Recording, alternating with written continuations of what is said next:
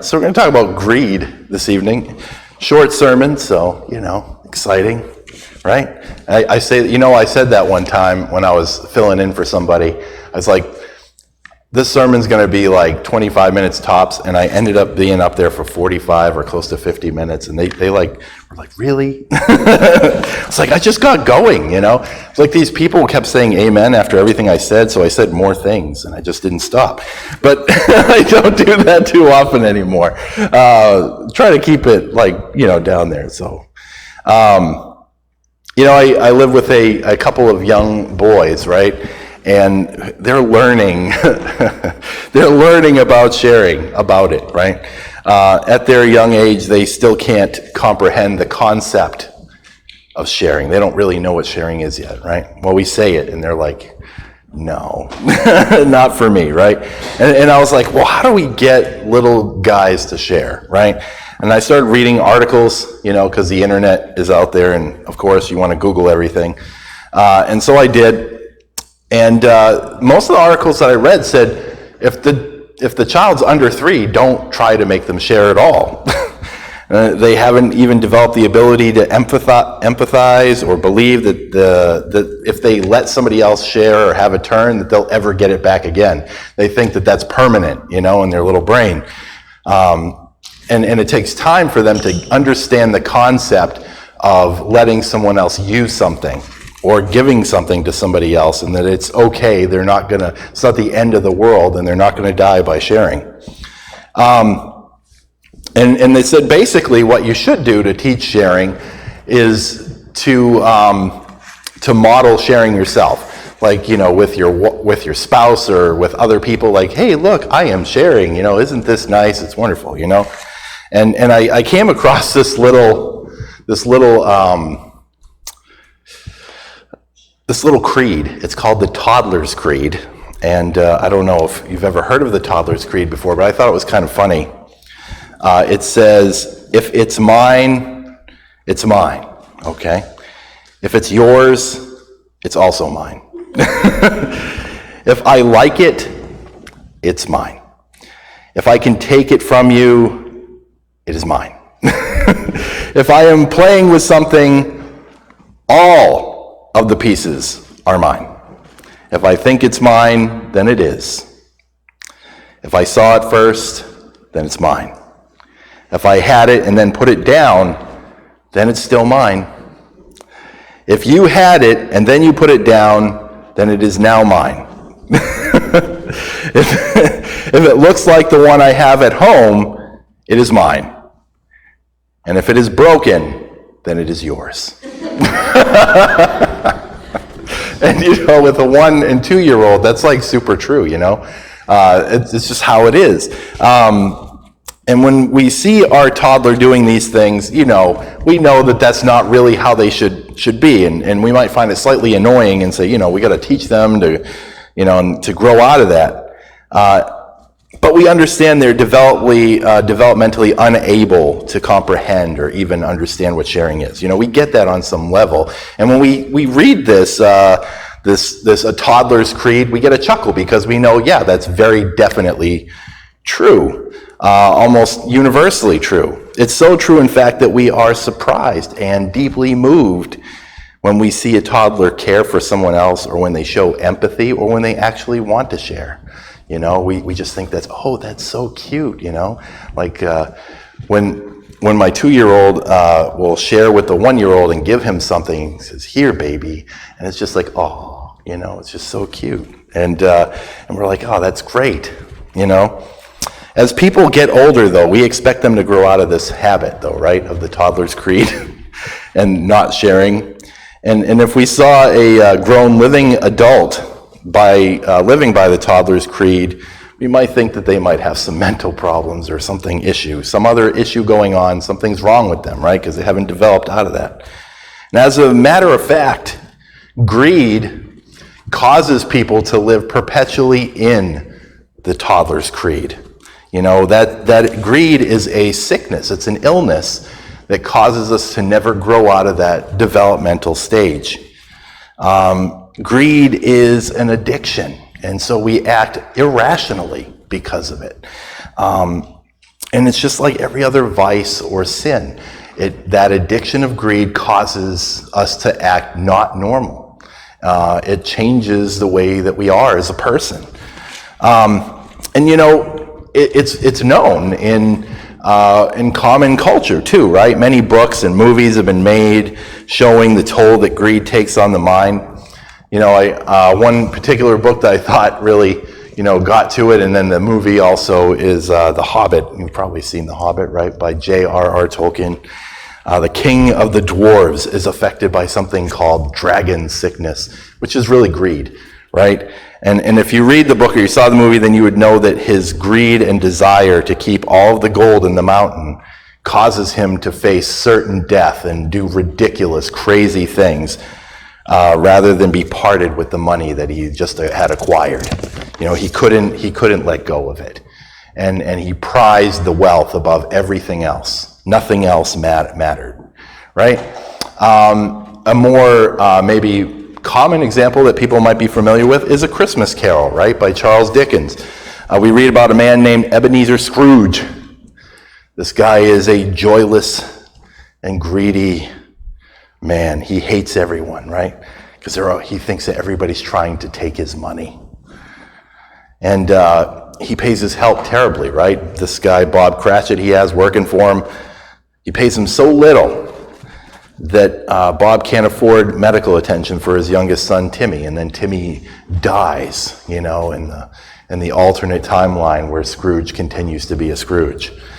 But before he's cured of his sin, he sees this image where he dies alone and despised by everyone. So Scrooge lived by the toddler's creed as an adult, right? He only cared about money, only cared about stuff. I was reading about this medieval theologian and philosopher, Thomas Aquinas. And he said that greed, it is a sin directly against one's neighbor. Did I put that on here? Yeah, I did. It's a sin directly against one's neighbor, since one man cannot overbound in external riches without another man lacking them. It is a sin against God, just as all mortal sins, inasmuch as a man contemns things eternal for the sake of temporal things. So they care more about the here and now, about things that rot away, than about things that are eternal, things that follow you after you die. Of course, Thomas Aquinas was informed by his belief in the scriptures. He was a well-read guy with the Bible. And the Bible tells us about the dangers of greed. It says in 1 Timothy 6 through 10, but godliness actually is a means of great sin when accompanied by contentment. Great gain, I'm sorry. I'm like reading ahead, great sin. You ever jump down to a second line when you're reading? I'm going to pull it closer. But godliness actually is a means of great gain when accompanied by contentment. For we have brought nothing into this world, so we cannot take anything out of it either. If we have food and covering, with these we shall be content. But those who want to get rich fall into temptation and a snare in many foolish and harmful desires, which plunge men into ruin and destruction. For the love of money is the root of all sorts of evil, and some by longing for it have wandered away from the faith and pierced themselves with many griefs. Okay, that's better. I think is interesting is that Jesus actually met somebody that fits that perfectly, fits that category exactly. Somebody that was entranced by their greed, that couldn't let go of the money.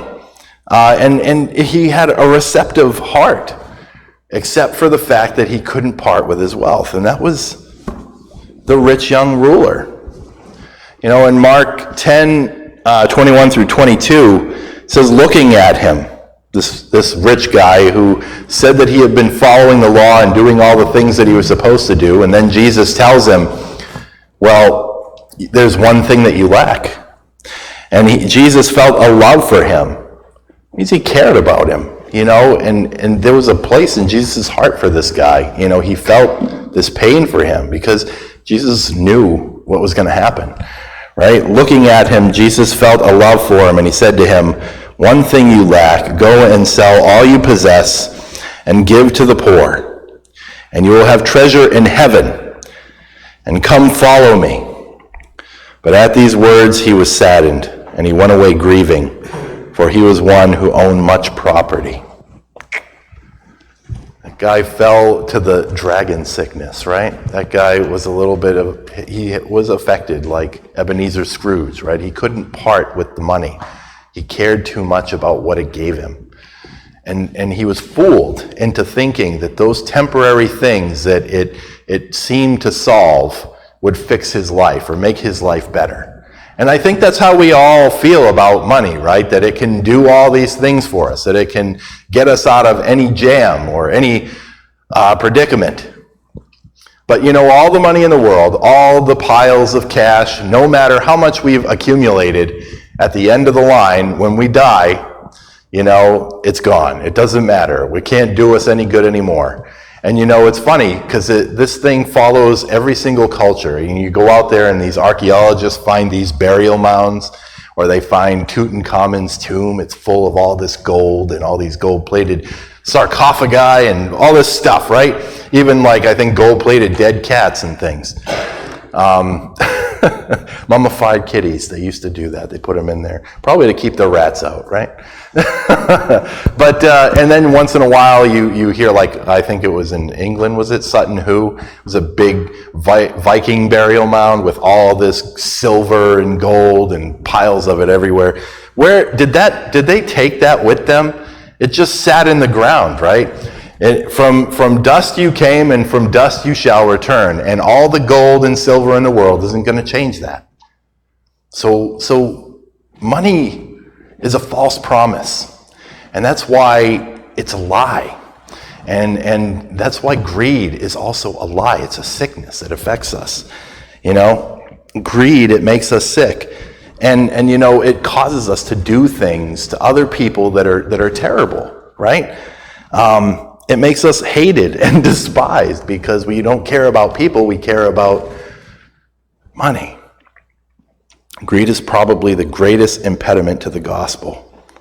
And Jesus talks about it particularly here, right? In Matthew 6:24, he says, "No one can serve two masters, for either he will hate the one and love the other, or he will be devoted to one and despise the other. You cannot serve God and wealth." Those two things just do not mix, right? So what do we do about this sickness, this greed that all of us have a possibility of falling into it, because it gives everybody false promises and says, "Oh, I'll deliver you from all these things." How do we address that darkness of greed that's wanting to be let out? How do we stop it? Well, we can't just stop it. Okay, we can't just stop being greedy. It's never enough to just stop doing something. Because what happens when you're like, okay, I'm not going to do X anymore? Then what do you start doing? You start thinking about X all the time, right? I'm on a diet, the Atkins diet, right? Which, man, it's rough.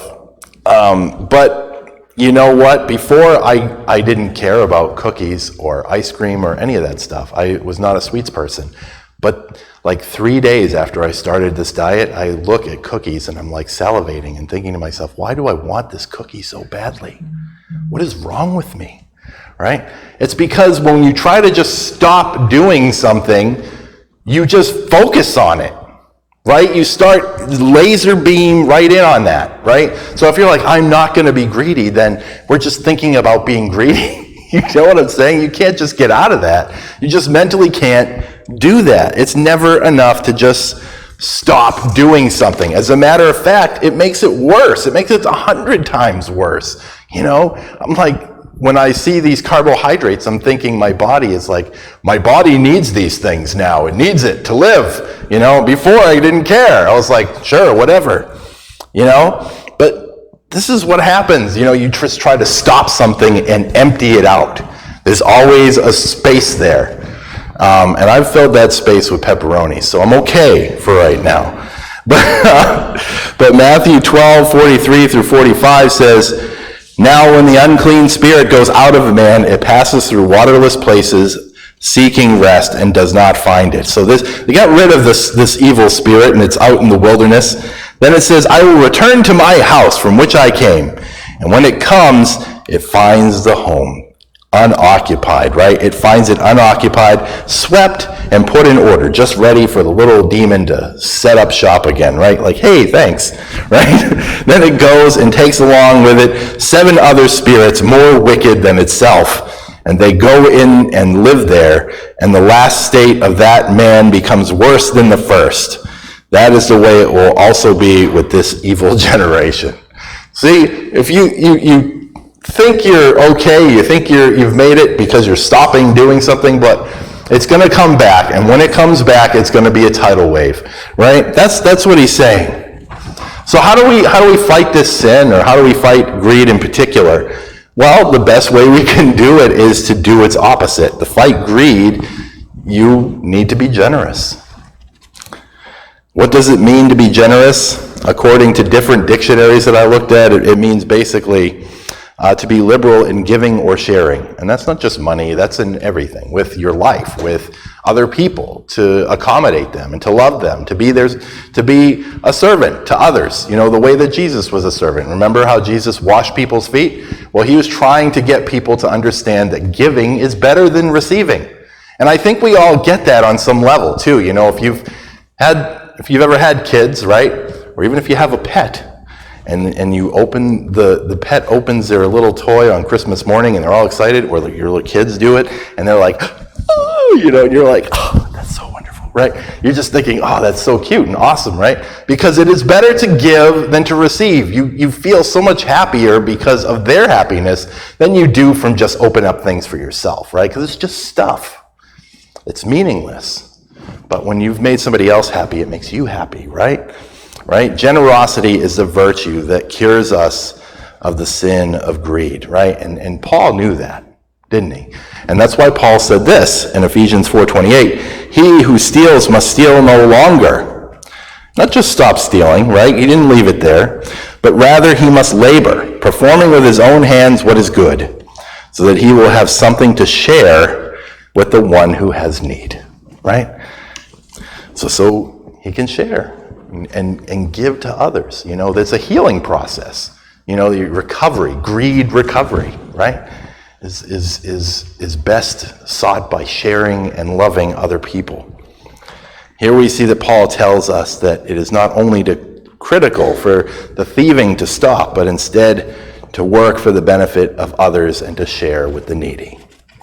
Doing the right thing helps us to set our minds on holy and righteous things. Doing the right thing fills the void that we have when we try to vacate a sin or a vice. We practice good and fill ourselves with that goodness rather than being filled with the evilness, right? If we are setting our minds on God and our attention is focused on His ways, then we're going to be less likely to sin. All right, so I want to call on all of us to think about it and fight the greedy impulses that we face and combat those feelings of sin with generosity and with honesty. At this time, I will offer an invitation. If you have not yet become a Christian, then there is no time like the present.